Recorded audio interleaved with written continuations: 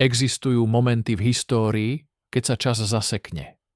Keď logika prestane platiť a výsledok je taký absurdný, že ho ani najlepší romanopisec by si nedovolil vymyslieť, pretože by mu nikto neuveril. Rok bol 1948.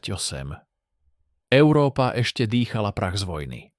Nemecko bolo rozdelené na 4 zóny ako stará deka rozstrihnutá medzi susedov a uprostred tejto sutiny, v meste, ktoré ešte pred 10 rokmi neexistovalo na žiadnej mape, stála továreň. Ponúkali ju zadarmo. S patentmi, s technológiami, s celou infraštruktúrou. Prišli 3 záujemci, 3 giganti svetového automobilového priemyslu. A všetci 3 odišli s prázdnymi rukami. Nie preto, že by nestihli vlak. Nie preto, že by nemali peniaze. Odišli, pretože nechceli. To, čo odmietli, dnes generuje 293 miliárd eur ročne. Ale aby ste pochopili, prečo sa to mohlo stať, prečo bolo možné, aby profesionálni manažéri, obklopení tímami analytikov, odmietli dar, ktorý sa ukázal ako najväčší priemyselný jackpot 20. storočia, musíte sa vrátiť na začiatok. Nie do roku 1948, keď sa rozhodovalo, ale do roku 1934, keď sa zrodilo všetko ostatné. Do berlínskeho hotela Kaiserhof, do jedálne so zlatými lištnami a záclonami z ťažkého zamatu, kde voňalo tabakový dým, tlačené papierové obrúsky a ambícia, ktorá nemá žiadnu vôňu, ale každý ju cíti v miestnosti, keď vstúpi. 2 muži sedeli pri stole. Jeden bol diktátor s neuspokojenou posadnutosťou kontrolou. Druhý bol inžinier s neuspokojenou posadnutosťou dokonalosťou. A medzi nimi ležal papier. Nebol to zmluva. Nebol to rozkaz. Bol to technický nákres. Modrotlač vytlačená na hárku plátna s presnými mierami, prierezmi a číslami zapísanými úzkým, starostlivým rukopisom. Kontúry vozidla s motorom vzadu, zaoblenou strechou a tvarom, ktorý inžinieri dovtedy videli len v snoch o aerodynamike. Ferdinand Porsche v ten deň nosil, ako zvyčajne, dokonale vyžehlený oblek a klobúk, elegantný, skoro divadelný, ako by sa chystal na premostenie, nie na stavbu storočia. Hitler doň ťukal prstom, Porsche prikyvoval, obchod bol uzavretý skôr, než sa zdvihol čašník s ďalšou kávou. Tento nákres bude mať dlhý život. Oveľa dlhší, než ktorýkoľvek z mužov v tej miestnosti tušil. Teraz sa však pozrime na to, čo toto stretnutie skutočne znamenalo. A čo za ním skrýva história, ktorú Volkswagen Group na svojich firemných oslavách nevystavuje v prvom rade na vidnom mieste. 1934.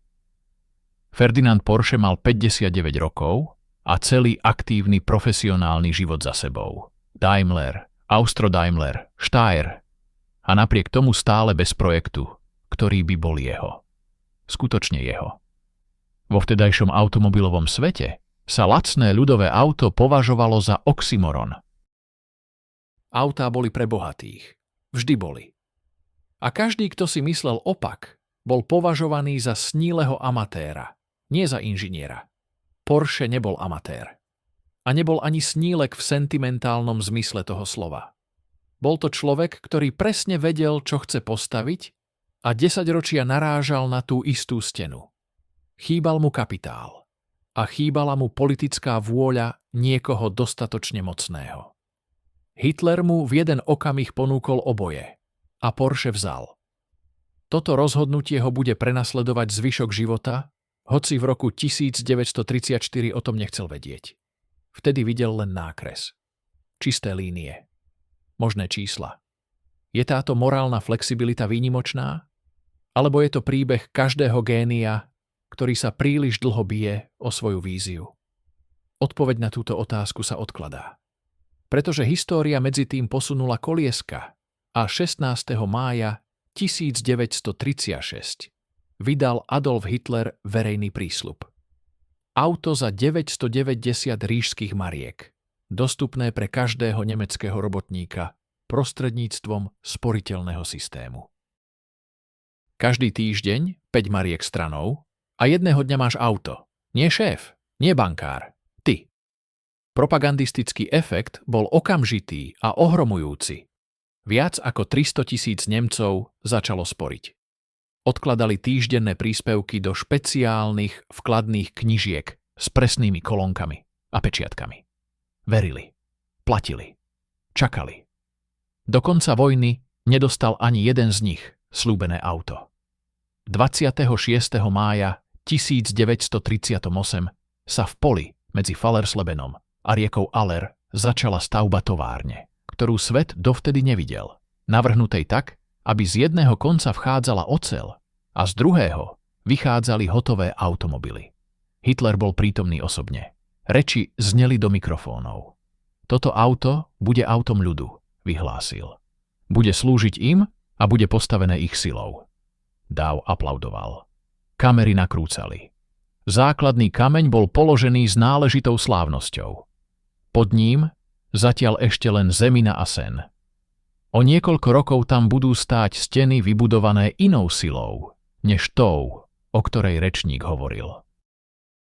Čo si myslíte? Je možné, aby stroj postavený na zločine prežil a triviálne predbehol tých, čo boli presvedčení o svojej morálnej nadradenosti? Alebo práve tento pôvod nesie v sebe zárodok neskoršieho pádu? Prechádzame teraz do časti, o ktorej sa v lesklých brožúrach pri príležitosti výročí nepíše veľa. Alebo ak sa píše, tak opatrne, s distancom a právnickým jazykom. Pod modernými halami vo Wolfsburgu, pod betónom, pod nablískanými podlahami, pod logistikou, ktorá denne posúva tisíce komponentov s milisekundovou presnosťou, ležia základy. Tieto základy sú staré. Postavili ich ruky, ktoré nemali na výber. Väčšina detailných dokumentov o tábore Arbeitsdorf, pobočke koncentračného tábora Neuengamme, zriadenej priamo v areáli Wolfsburgskej továrne, bola zničená. Príkaz prišiel v apríli 1945, niekoľko dní pred príchodom amerických vojsk. Dôstojníci SS zakladali ohniská priamo na dvore. Papier horí rýchlo. Zoznamy väzňov, záznamy o deaths, pracovné výkazy, väčšina zmizla za jednu noc. Cieľom bolo zahladzovanie stôp. Minimalizácia svedectva. Niekoľko listov prežilo. Nie preto, že by ich niekto zámerne zachránil.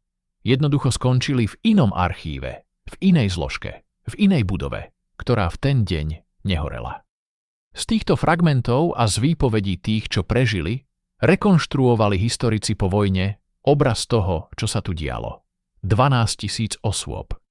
Tak sa odhaduje celkový počet nútene nasadených robotníkov, vojnových zajatcov a väzňov, ktorí v rokoch 1940 až 1945 pracovali v Wolfsburgskej továrni a na jej stavbe. Hovoríme o ľuďoch z Poľska, Sovietskeho zväzu, Francúzska, Talianska, z celej okupovanej Európy. Hovoríme o telesne istovajúcich normách, o podvýžive, o treste, ktorý prichádzal za nesplnenie normy.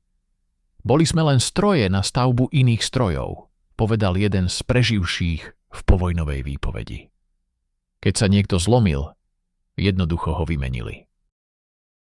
Volkswagen Group tento fakt uznal. V roku 1988 zriadila spoločnosť Fond na odškodnenie obetí nútenej práce. Neskoro, ale predsa. Historická zodpovednosť bola formálne prijatá. Ale stroj, ktorý z toho vzišiel, pokračoval. Nezastavil sa kvôli svedomiu, pretože stroje svedomie nemajú. Toto je možno ten najdôležitejší bod, pri ktorom sa oplatí zastaviť. Zastavili sme sa pri 12 000 mien, z ktorých väčšina sa stratila v dymu aprílových ohnízk roku 1945. Prihláste sa na odber s upozorneniami. To, čo príde ďalej, algoritmus sám od seba neponúkne. späť k papierom, ktoré prežili. Britská komisia, ktorá v roku 1946 vypracovala správu o stave Wolfsburgskej továrne, dokument dnes verejne prístupný v britských národných archívoch, bola vecná do tej miery, že je skoro chladná. Stroje, väčšina funkčná alebo opraviteľná. Budovy 60% zničených. Kapacita potenciálne obnoviteľná. Odporúčanie: posúdiť možnosť prevodu do súkromných rúk alebo likvidácie. To slovo likvidácia takmer zvíťazilo. A takmer nikto to dnes nevie. Bol to len jeden muž, ktorý to zastavil, a nebol to Nemec. Bol to britský major menom Ivan Hirst, 31-ročný, s okrúhlymi okuliarmi a pokojným hlasom, ktorý dostal príkaz prísť do Wolfsburgu a posúdiť situáciu. Prísť a posúdiť, to bol celý rozkaz. Nikto mu nepovedal, čo má nájsť. Nikto ho nepripravil na to, čo uvidí. Ferdinand Porsche sa narodil v roku 1875 v Mattersdorfe v Čechách, vtedy Rakúsko-Uhorská provincia, dnes české Vratislavice nad Nisou. Syn klampiarsky majster, rodina bez zbytočných slov a bez zbytočných peňazí. Elektrina ho fascinovala od detstva spôsobom, ktorý presahoval záujem. Bolo to takmer fyzické zlúčenie. Vo veku 18 rokov si tajne nainštaloval elektrické osvetlenie v otcovom dome, bez povolenia a bez chyby. Otec bol najskôr nahnevaný, potom prekvapený, potom potichu hrdý. Tento vzorec, najskôr pohroziť, potom uznať, sprevádzal Porscheho celý profesionálny život. Škandalizoval konzervatívcov, prekvapoval skeptikov, získaval uznanie neskoro a vždy s rezervou. Každý zamestnávateľ ho obdivoval a každý z neho nakoniec bol frustrovaný. Príliš kompromisný vo veciach morálnych. Príliš nekompromisný vo veciach technických.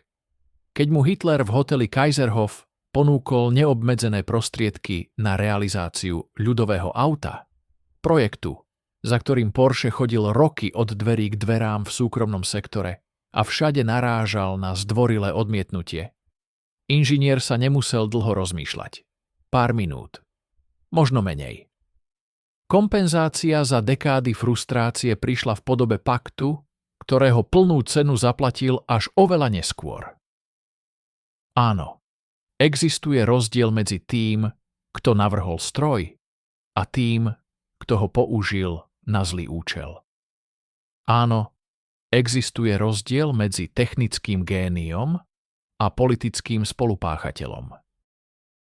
Ale táto hranica je vo Porscheho príbehu tenká ako modrotlač v berlínskej jedálni. Krásna, presná a so zárodkom všetkého, čo príde, skrytým v každej krivke. Bol Ferdinand Porsche obeťou systému, ktorý využil jeho ambíciu, alebo bol spolupáchateľom, ktorý systému dobrovoľne ponúkol svoju genialitu výmenou za sen? Dym sa ešte nerozplynul nad Wolfsburgom, keď sa začalo počítať, čo zostalo. Rok 1945. Továreň, ktorú Hitler inauguroval s pompou a fanfárami, ktorú Porsche kreslil v snoch aj vo dne, ktorú 12 000 vyčerpaných ľudí stavalo pod hrozbou trestu, tá továreň teraz stojí otvorená nebu. Strechy niet. Steny sú čiastočne rozpadnuté. 60% všetkých budov zmenilo na prach spojenecké bombardovanie. Na zemi leží zmiešaný materiál z betónu, ocele, rozbité sklo a čosi, čo kedysi bolo výrobnou linkou. Medzi troskami sa pohybujú muži v uniformách, nie nemeckých, amerických. Vojaci Spojených štátov vstúpili do Wolfsburgu v apríli 1945 s jednou jednoduchou úlohou. Zaregistrovať, čo existuje a rozhodnúť, čo ďalej. Čo ďalej s továrňou, čo ďalej s mestom, čo ďalej s ľuďmi, ktorí v ňom zostali. A tu sa rozsype prvý z paradoxov tejto histórie. Jeden pohľad na túto históriu hovorí toto. Tu leží rodiská miesto ľudového auta, jeden z vrcholných inžinierských projektov 20. storočia, výrobný komplex s kapacitou 100 tisíc aut ročne, ktorý stačilo obnoviť a uviesť do prevádzky. Druhý pohľad hovorí niečo iné. Tu leží miesto činu, továreň postavená trestancami z koncentračného tábora Arbeitsdorf, pobočky Neuengamme, továreň napájaná strachom, hladom a brutálnym donútením, ktorej záznamy o počtoch mŕtvych boli záúčelne spálené skôr, ako sem dorazili prvé americké čižmy. Tieto dve pravdy existujú súčasne, neruší jedna druhú. Práve naopak, jedna sa opiera o druhú ako o stenu. Americkí velitelia prečítali technické správy. Výrobný komplex je obrovský, stroje sú z časti zachované, infraštruktúra existuje.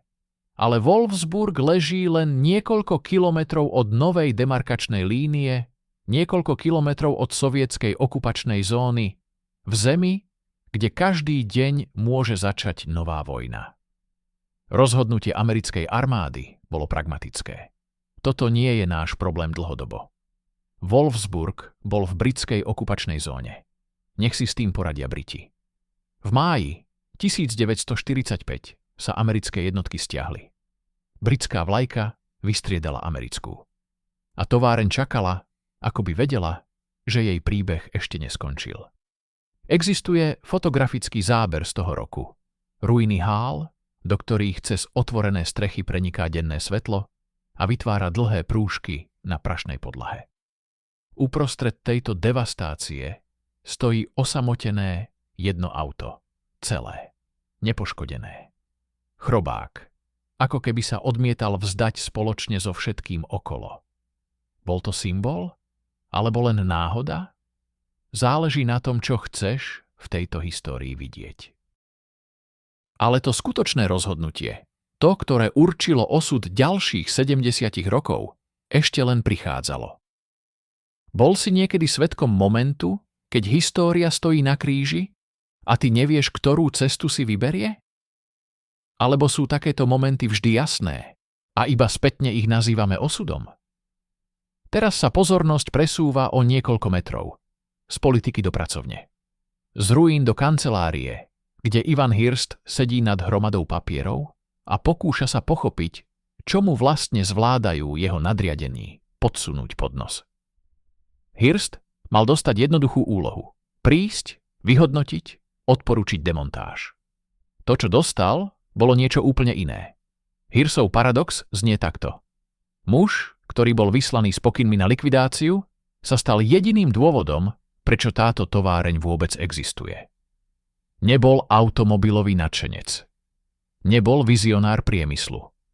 Bol vojak s technickým vzdelaním, ktorý rozumel strojom a pred sebou mal rozbitú továreň, rozbitých ľudí a rozbitú krajinu.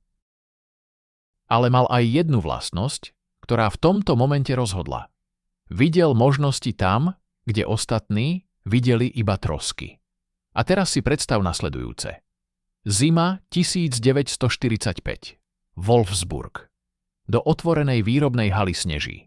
Doslova sneží. Cez diery po spojeneckých bombách v streche padajú snehové vločky priamo na výrobnú linku.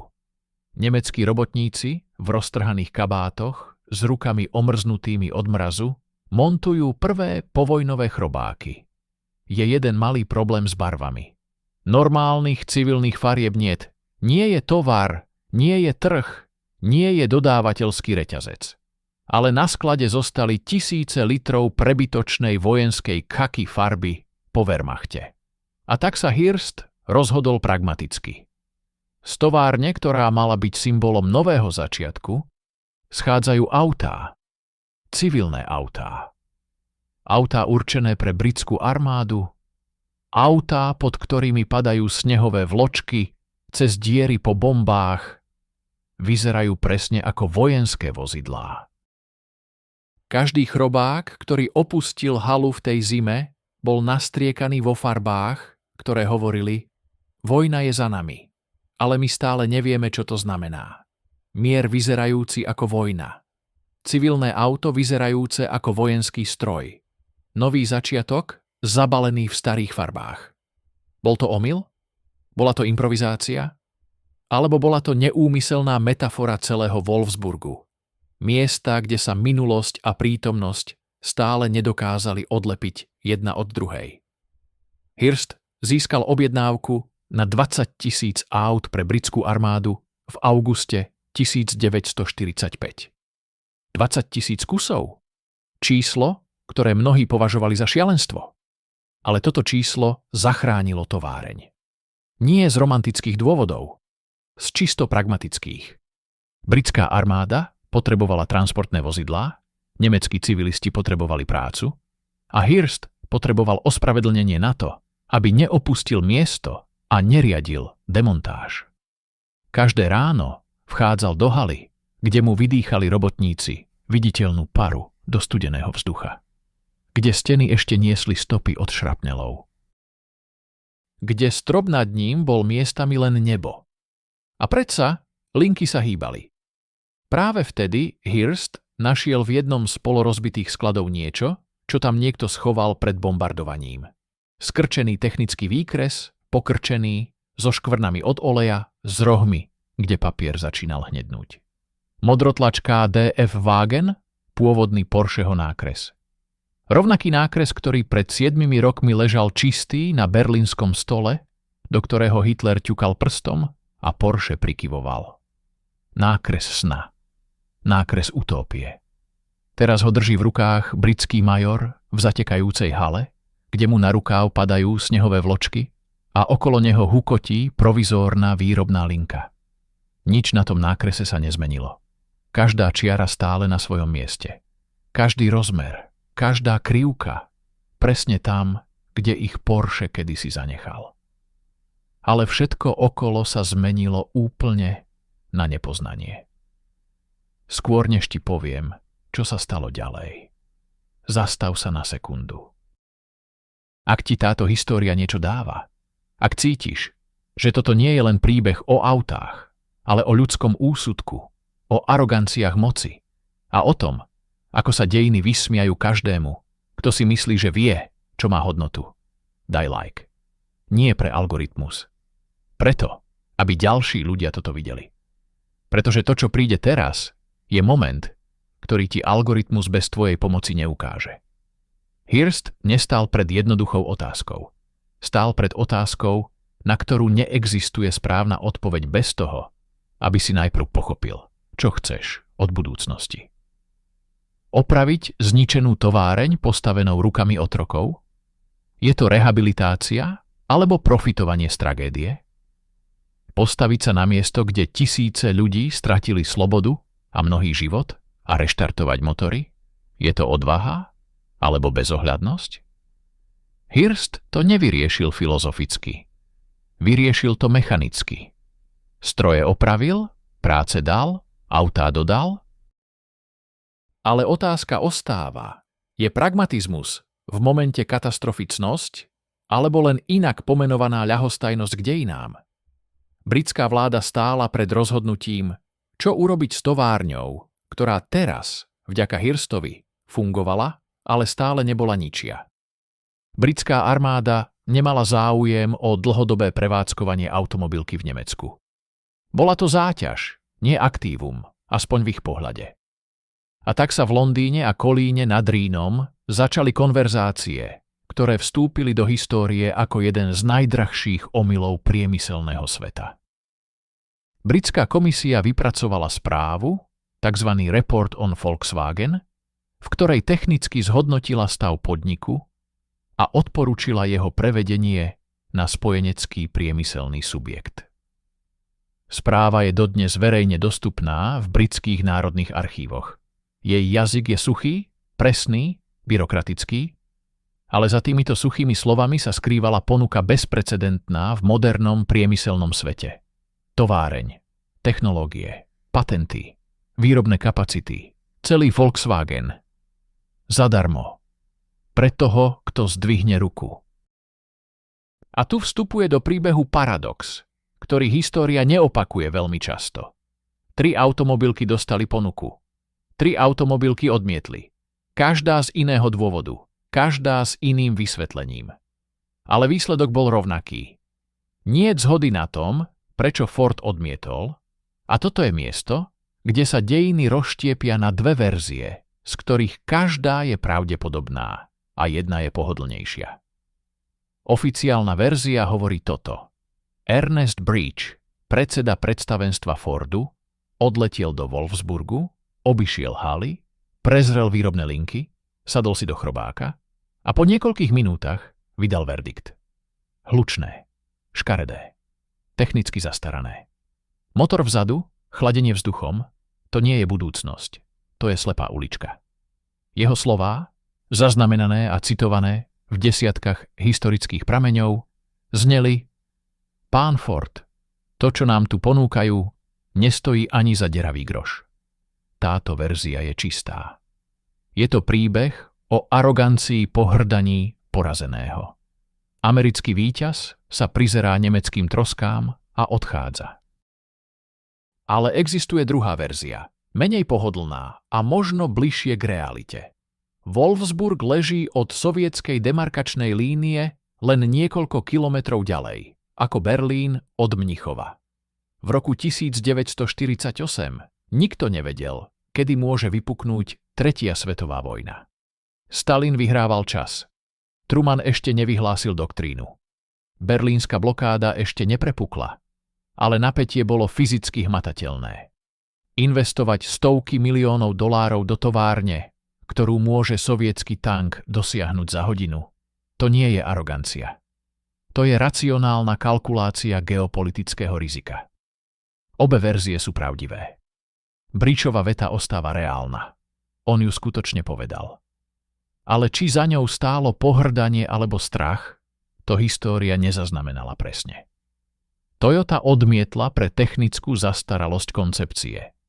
Fiat odmietol bez udania dôvodu, pravdepodobne preto, lebo otváranie nemeckej výrobnej kapacity v roku 1948 ohrozovalo ich vlastný trh. A nikto v Turíne nemal záujem na novom konkurentovi financovanom Britmi. 3 odmietnutia.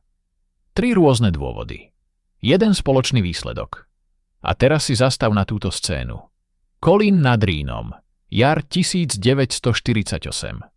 Konferenčná miestnosť, kde britskí úradníci v trojdielnych oblekoch predkladajú dokumenty zástupcom Ford Motor Company.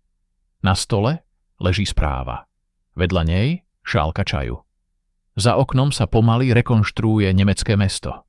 V tej istej chvíli, v tej istej krajine, vo Wolfsburgu, Hirstovi robotníci práve nastriekali v khaki farbe ďalšiu sériu chrobákov pre britskú armádu, lebo bežného laku stále nie dostatok. Zástupca Fordu pozerá cez okno konferenčnej miestnosti. Možno rozmýšľa, možno sa nudí, možno počíta, koľko stojí letenka domov.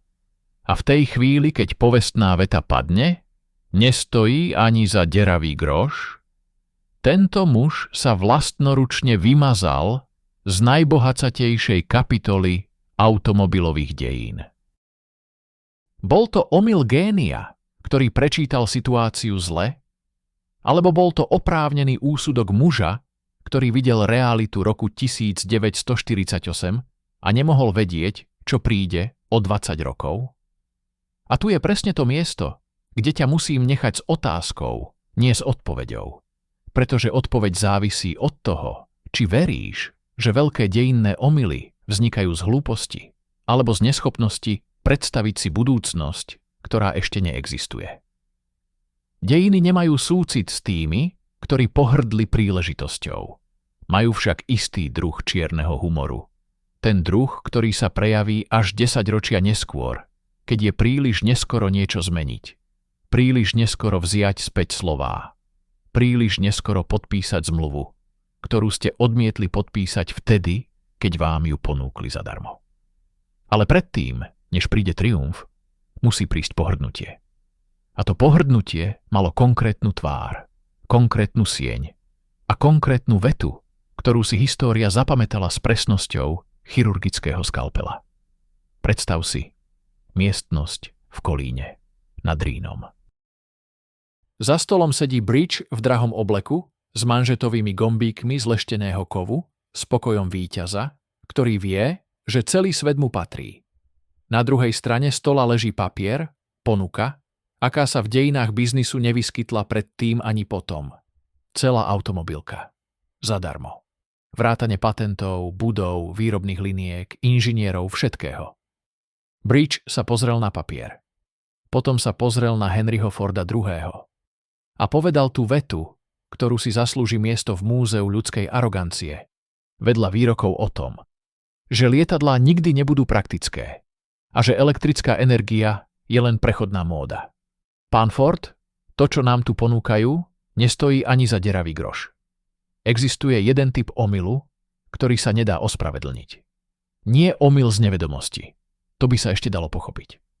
Tento omyl bol z nadbytku sebavedomia, z arogancií tých, ktorí stáli na vrchole. A preto nemohli uveriť, že niečo z trúskavín zničenej Európy by ich mohlo niekedy ohroziť.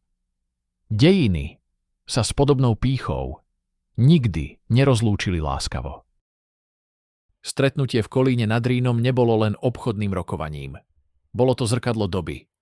Moment, keď sa v jednej miestnosti stretla arogancia víťaza a tichá, zaprášená húževnatosť porazeného, ktorý ešte nevedel, že vyhrá.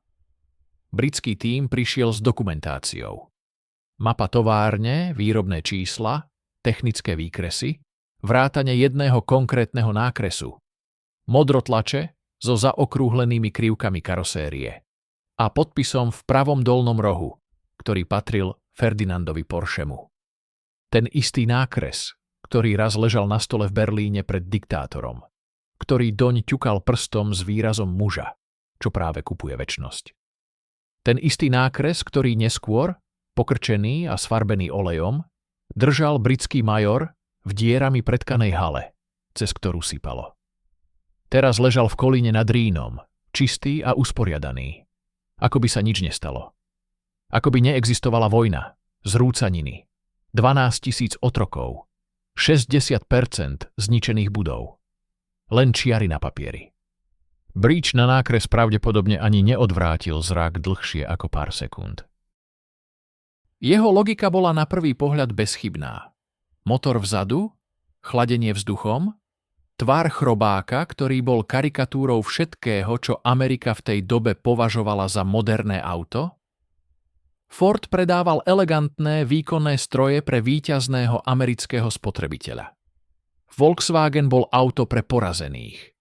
Pre tých, čo nemali nič iné.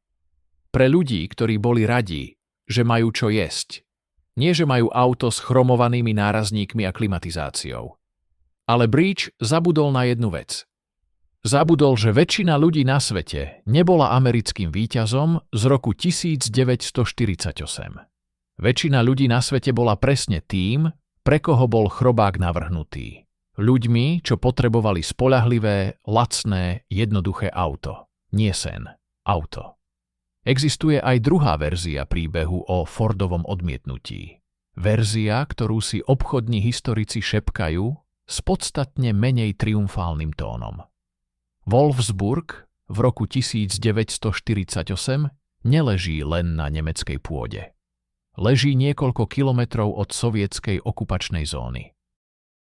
Fordovi analytici vraj vypočítali, že v prípade tretej svetovej vojny, a v tom roku to nebola paranoja, ale reálna kalkulácia, by továreň padla do rúk Červenej armády skôr, než by stihli zatvoriť brány. Čiže buď Bridge pohrdol továrňou, pretože veril, že nemá budúcnosť.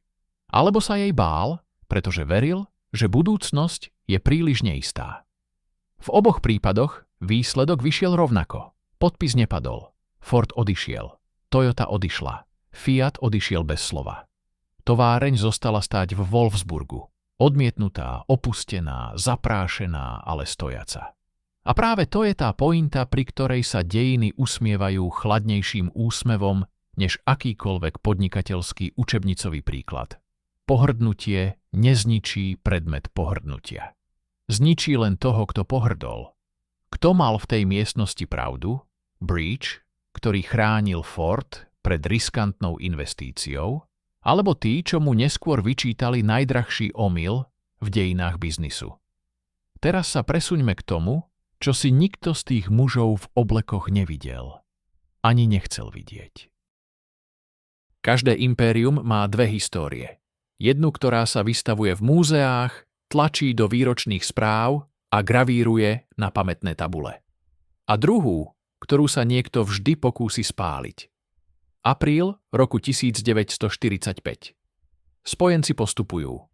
Velenie SS vo Wolfsburgu dostáva rozkaz, ktorý nebol zaznamenaný v žiadnom oficiálnom denníku, lebo práve to bol jeho zmysel. Niekoľko stoviek strán dokumentov letí do pecí. Zoznamy mien, evidenčné čísla, záznamy o prídeloch jedla, alebo presnejšie, záznamy o tom, čo tí ľudia dostávali namiesto normálneho jedla. Záznamy o pracovných úrazoch, o chorobách, o tých, čo sa pri práci zlomili, formulácia, ktorú jeden preživší svedok použil s presnosťou, aká mrazí. Boli sme len stroje na stavbu iných strojov. Keď sa niekto zlomil, jednoducho ho vymenili. Tábor Arbeitsdorf, pobočka koncentračného tábora Neuengamme, zriadená priamo v areáli továrne, fungoval od roku 1942. Tisíce väzňov, vojnových zajatcov z východu, nútene nasadených robotníkov z okupovaných území. Presné čísla nikdy nebudú úplné. Nie preto, že by neexistovali, existovali, zapísané do tabuliek s nemeckou pedantnosťou, ale preto, že tabulky zmizli v plameňoch skôr, než prišla prvá americká Jeep. Čo zostalo? Fragmenty. Útržky, ktoré sa zachránili náhodou. Zabudnuté vo vedľajších archívoch, presunuté do iných záznamov, alebo jednoducho prehliadnuté pri pálení, pretože niekto bol príliš unavený alebo príliš uponáhľaný na to, aby skontroloval každý šuplík. A potom svedkovia. Tí, čo prežili a po 10 ročiach prehovorili. Jeden z nich, záznamy o jeho totožnosti, sú súčasťou stále čiastočne zapečatených archívov. Prehovoril po prvýkrát až v 80. rokoch, temer 4 desaťročia po konci vojny. Jeho výpoveď, zaznamenaná nemeckými historikmi, obsahuje detail, ktorý sa v žiadnom sálajúcom dokumente nedochoval. Popis smradu továrne v zime 1944. Zmes strojového oleja, kovu, dymu a niečoho ďalšieho, čo nedokázal pomenovať a nemusel. Každý, kto čítal podobné výpovede, vie, čo to niečo ďalšie bolo. Britská komisia, ktorá vypracovala svoju správu o továrni, tzv. Report on Volkswagen, dnes verejne prístupný v britských národných archívoch, sa otázkou otrockej práce zaoberala len okrajovo. Správa bola technická. Hodnotila stav budov, výrobných liniek, zásoby materiálu. Bol to dokument muža, ktorý sa potreboval rozhodnúť, či sa niečo oplatí zachrániť, nie je dokument súdu. A práve tu leží paradox, pri ktorom sa historici zastavujú dlhšie, než pri samotnom pálení dokumentov.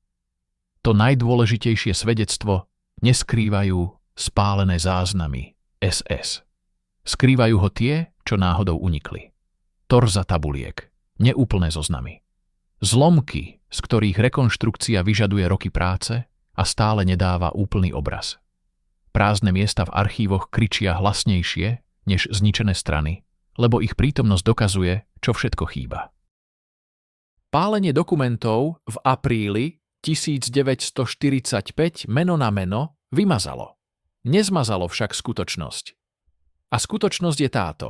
Továreň, z ktorej sa neskôr stalo najväčšie automobilové impérium na svete, bola postavená rukami ľudí, ktorým bola odňatá sloboda, dôstojnosť a v mnohých prípadoch aj život. Tú správu o Volkswagene z roku 1946 si môžete dnes pozrieť vo Veľkej Británii na vlastné oči. Je napísaná vecným, chladným úradníckym jazykom. Nikde v nej nie je veta, ktorá by pomenovala to, čo ste práve počuli. Ale prázdne miesto, kde taká veta mohla stáť, To prázdne miesto je tiež dokument. Pýtaš sa, čo je horšie? Archív, ktorý bol spálený, alebo archív, ktorý bol napísaný tak, aby nemusel byť? A teraz, po pohrdnutí, po plameňoch, po tichosti archívov, prichádza deň, keď sa čísla nemýlia. Existujú momenty v dejinách priemyslu, ktoré nie sú len ekonomickými štatistikami. Sú potvrdením niečoho hlbšieho. Potvrdením, že prežiť nie je málo, že prežiť a vyhrať je niečo iného rádu. 17. februára roku 1972 na páse vo Wolfsburgu zišiel z linky automobil s evidenčným číslom 15 700 034. Bol to Volkswagen Chrobák. Presne ten istý model, ktorý bol v roku 1948 odmietnutý ako technicky zastaralý, škaredý a nestojaci ani za deravý groš. Týmto kusom bol prekonaný rekord Fordu Model T. 15 658 kusov, rekord, ktorý stál 25 rokov nedotknutý ako pomník americkej priemyselnej nadradenosti. Dátum nebol náhodný. Vedenie Volkswagenu ho vedelo. Novinári to vedeli, aj pracovníci na linke to vedeli, muži a ženy, z ktorých mnohí pracovali v továrni od 50. rokov, ktorí si pamätali časy, keď sa na halách pásol sneh cez diery po bombách a autá striekali zvyškami vojenskej khaki farby, pretože nič iné nebolo k dispozícii. Heinrich Nordhoff, muž, ktorý kľúče od továrne prebral v januári 1948, krátko po odmietnutí zo strany svetových automobiliek, a ktorý z odmietnutého vraku urobil strojový organizmus produkujúci milióny aut ročne, sa toho februárového dňa nevyjadril v štýle víťazného generála. Vyjadril sa v štýle muža, ktorý prešiel príliš veľa, než aby dramatizoval. Vedenie Volkswagenu toho dňa parafrázovalo jeho myšlienku s výrazom, ktorý patril skôr do denníka, než do tlačovej správy. Dnes sme neprekonali len rekord. Prekonali sme históriu, ktorá nás chcela zničiť. Predstav si ten kontrast v jedinom zábere. 1948. Bríh v Kolíne nad Rínom. Manžetové gombíky, drahý oblek, pohľad muža, čo odchádza od rokovania, pri ktorom práve odmietol vec, čo nestojí za nič. 1972. Wolfsburg, pás továrne, robotníci v pracovných kombinézach, 15 miliónty a prvý chrobák, svetlá reflektorov, fotografy, noviny po celom svete s titulkom, ktorý možno zhrnúť do jednej vety: nemecký chrobák práve zosadil amerického kráľa. 24 rokov oddeľovalo tieto dva obrázky. 24 rokov práce, tvrdohlavosti a rozhodnutí, ktoré sa v momente ich prijímania mohli zdať chybné a ktoré sa v spätnom pohľade ukázali ako jediná možná cesta. Nordhoff nastúpil do továrne, kde 15% výrobných kapacít bolo funkčných, kde chýbali náhradné diely, suroviny, skúsení manažéri, kde väčšina sveta stále verila, že závod je mŕtvy, len to ešte nevie. Zasvetil chrobákovi to, čo väčšina riaditeľov nezasvecuje ničomu. Skutočnú, nefalšovanú posadnutosť jednou myšlienkou. Nie portfólio. Nie stratégiu diverzifikácie. Jeden model. Jeden tvar. Jeden princíp. Robiť to isté čoraz lepšie, čoraz lacnejšie, čoraz spoľahlivejšie. Japonské automobilky by tú filozofiu neskôr nazvali kaizen, neustále zlepšovanie. Nordhoff to nemal pomenovanie. Mal výsledky. A potom február 1972. 15 miliónty kus. Číslo, ktoré nepotrebuje komentár. A predsa ho dostáva, pretože za každým číslom stojí príbeh.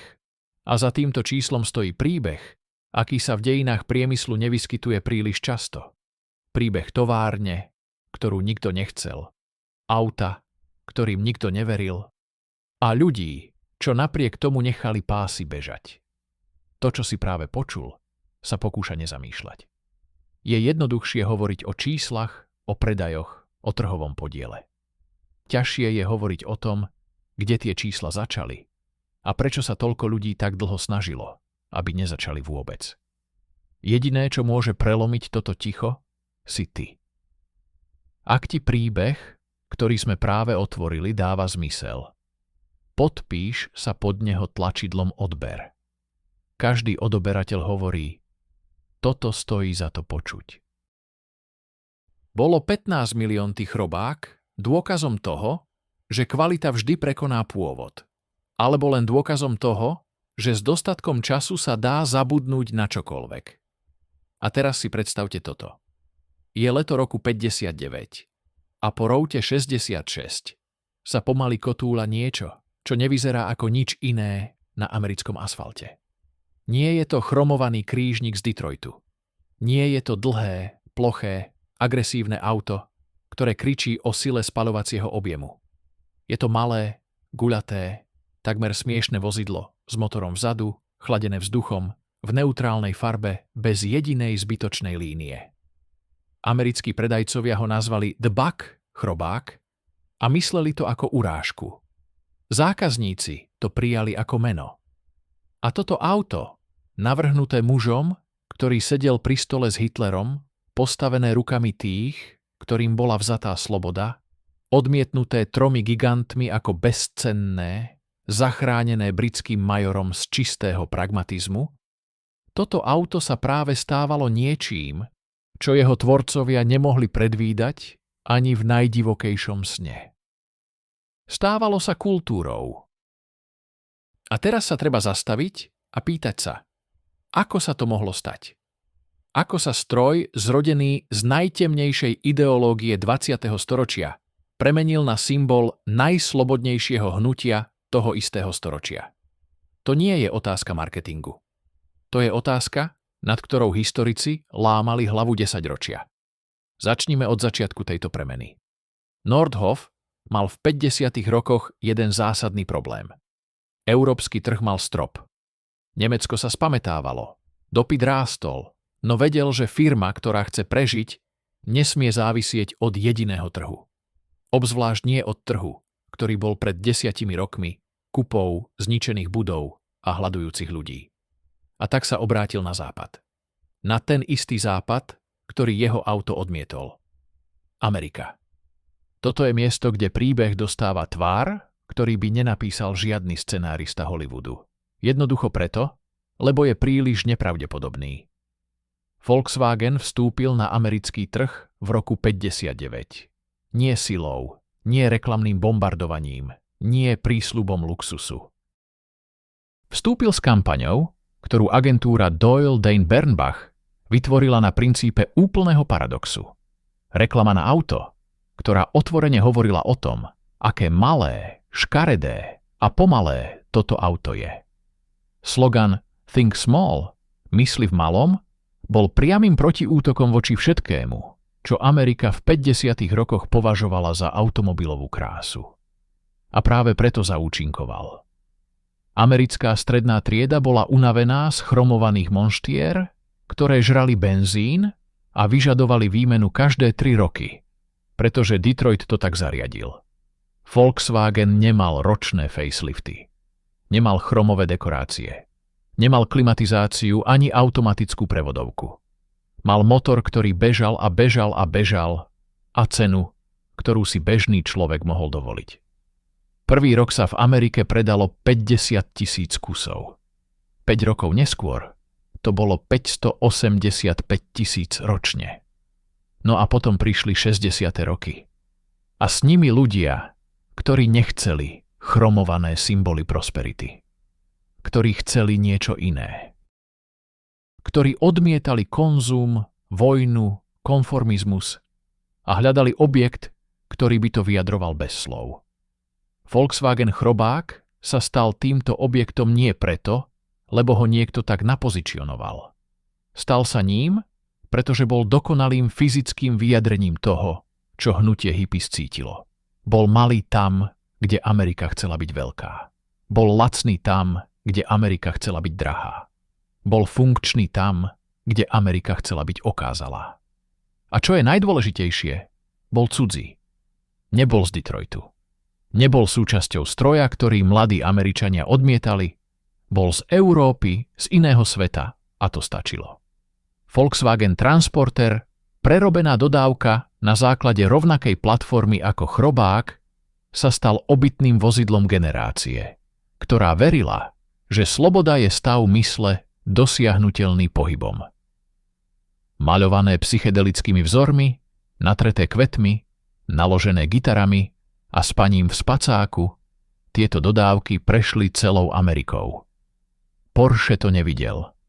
Zomrel roku 51. Ale jeho modrotlač, ten dokonalý technický nákres KDF Wagenu, ktorý začal tento celý príbeh, žil ďalej vo forme každého jedného chrobáka, ktorý stál na parkoviskách Woodstocku.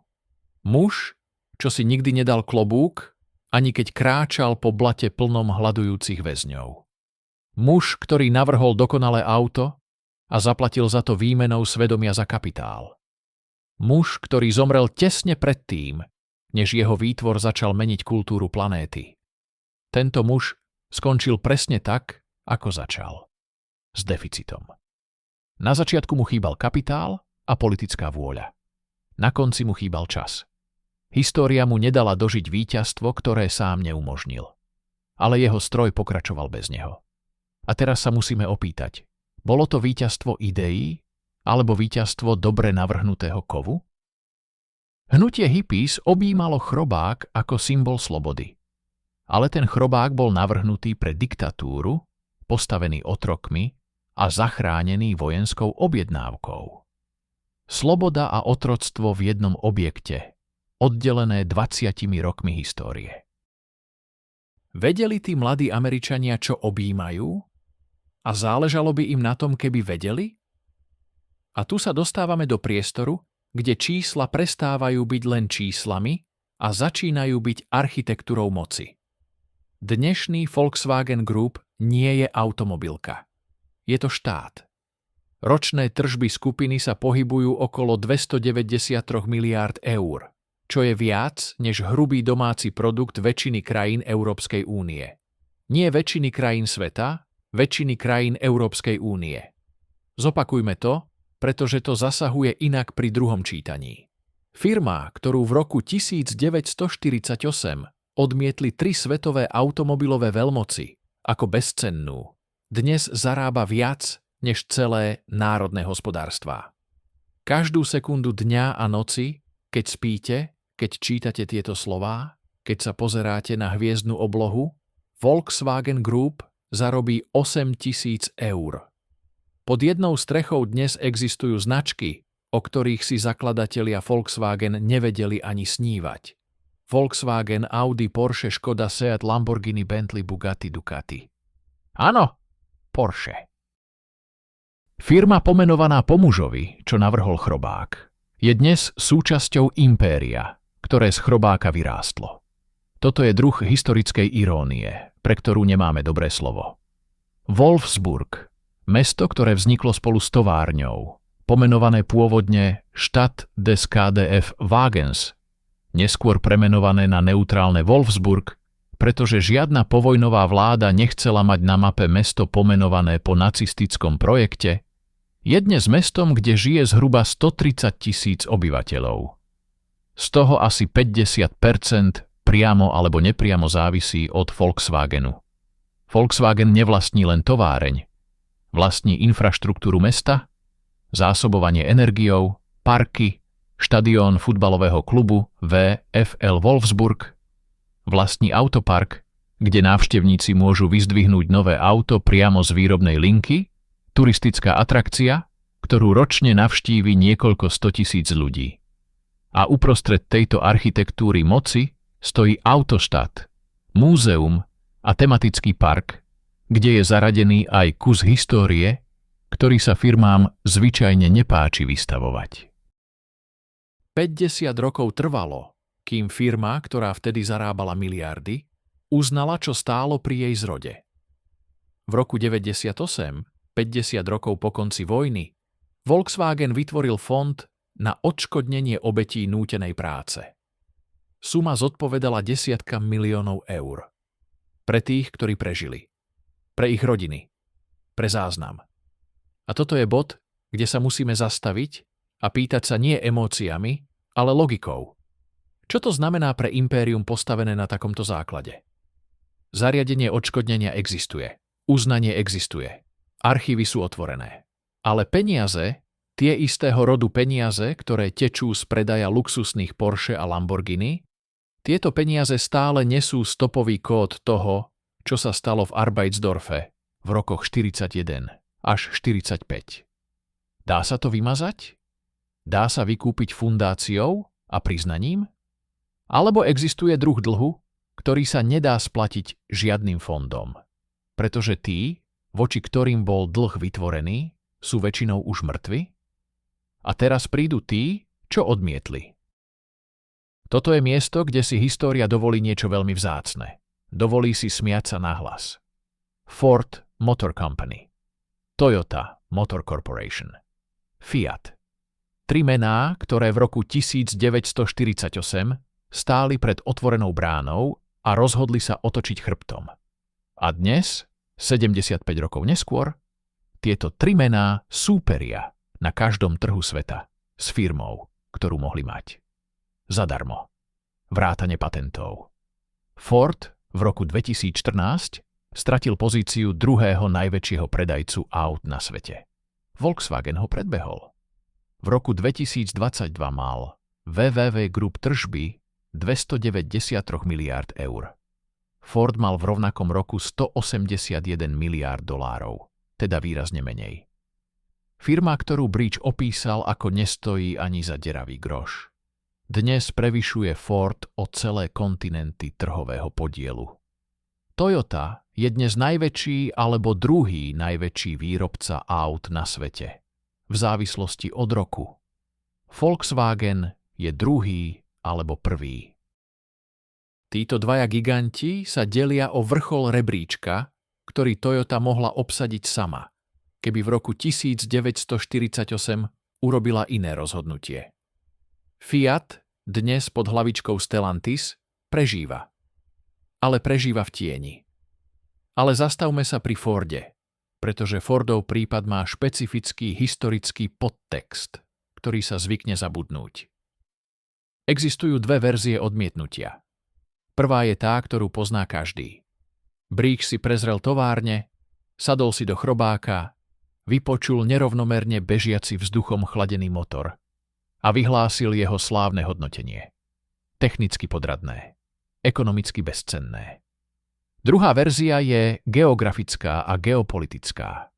Wolfsburg sa v roku 1948 nachádzal asi 30 kilometrov od hranice sovietskeho vplyvu. Studená vojna sa nezačínala? Ona už bola. A Ford, ktorý mal dostatok skúseností s tým, čo znamená nechať aktíva v prostredí, kde môžu byť znárodnené alebo obsadené, mohol jednoducho urobiť strategický výpočet. Nedávame desiatky miliónov dolárov do investície, ktorá môže byť za 6 mesiacov za železnou oponou. Kto mal pravdu? Bridge s jeho pohrdaním? Alebo stratégovia s ich geografiou? Odpoveď je, možno obaja. A možno ani jeden. Pretože to, čo sa v roku 1948 nedalo predvídať, nebolo auto. Bol to Hearst a Nordhoff a 50. roky a americkí hippies a Think Small a 60. roky a celá tá séria nepravdepodobných udalostí, ktoré z odmietnutého auta urobili impérium. Predpovedať to vtedy? Bolo by to rovnako ťažké, ako predpovedať, že semeno spadnuté do spálenej zeme vyrastie v strom, pod ktorým si neskôr posedia tí, čo semeno zasadili. A tak dnes Ford bojuje o prežitie na elektrických trhoch. Toyota prebudováva celý obchodný model kvôli hybridnej a vodíkovej technológii. Fiat hľadá identitu pod Stellantis. A Volkswagen? Volkswagen má Porsche, má Audi, má Lamborghini, má Škodu, ktorá je najväčším predajcom aut v strednej Európe. Má Bentley, kde jedno auto stojí viac než 50 chrobákov v ich najlepšom roku. A má to všetko preto, lebo v roku 1948 nikto iný toto nechcel.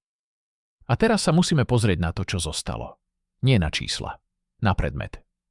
Vo Wolfsburgu, v centrále V2TV Group, za sklom odolným voči nárazu, v budove, kde sa denne podpisujú zmluvy v hodnote stoviek miliónov eur, visí zarámovaný dokument. Je starý, papier zožltol a línie sú miestami vyblednuté, ale stále je čitateľný. Je to technický nákres. Modrotlač. KDF Wagen. Budúci chrobák. Budúca kostra impéria. Podpis na spodnom okraji je jasne čitateľný. Ferdinand Porsche. Prvýkrát sa tento nákres objavil na stole v Berlíne, kde ho Hitler ťukal prstom a hovoril o ľudovom aute, ktoré bude slúžiť germánskemu národu. Vtedy to bol dokument moci. Čistý, dokonalý, slúžiaci utópii, ktorá sa práve chystala stáť na kostiach 12 000 ľudí. Druhýkrát sa objavil roky neskôr, pokrčený, potretý olejovými škvrnami, v rukách britského majora v zatekajúcej, zbombardovanej hale, kde sneží cez diery po bombách. Vtedy to bol dokument prežitia, záchrana pred demontážou, argument pre vojenskú objednávku, nádej pre hladujúcich nemeckých robotníkov v roztrhaných kabátoch. A teraz stojí za nepriestrelným sklom. Nákres sa nezmenil. Je to stále ten istý papier, tá istá línia tušu, ten istý podpis. Ale všetko, čo vieme, keď sa naň dívame teraz, o Arbeitsdorfe, o 12 000 nútenecky nasadených, o Hitlerovi a Porscheovi a Hirstovi a Nordhoffovi a hippies na rúte 66, toto všetko mení, čím je. Nie predmet. Naše chápanie.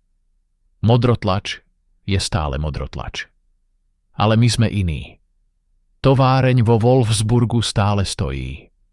Linky bežia. Roboty zvárajú. Z hál vychádzajú autá každých niekoľko sekúnd. Nie k haky, nie s dierami po bombách, nie na vojenskú objednávku, ale na objednávky zo 180 krajín sveta. Budovy sú moderne, sklenené, efektívne. Na fasáde nie je nič, čo by pripomínalo, čo tu stálo pred 83 rokmi. Ale pod modernými podlahami sú základy. A tie základy sú staré. A v tých základoch je história, ktorá sa nedá prefarbovať novou fasádou, ani odškodňovacím fondom, ani nápismi na múzejných tabuliach. História, ktorú nosí každá tehla, každý kus betónu, každá vrstva zeme, na ktorej táto stavba stojí. Volkswagen Group dnes zarába 293 miliárd eur ročne. Vlastní 12 automobilových značiek. Operuje v 190 krajinách sveta. Je jedným z najväčších zamestnávateľov na planéte. Toto impérium existuje. Ale to, prečo ho pôvodne stavali, vízia germánskeho ľudového auta pre rasovo čistý národ, to je mŕtve dávno. Pohrebené pod váhou histórie, vojny, odmietnutia, znovuzrodenia a miliárd dolárov.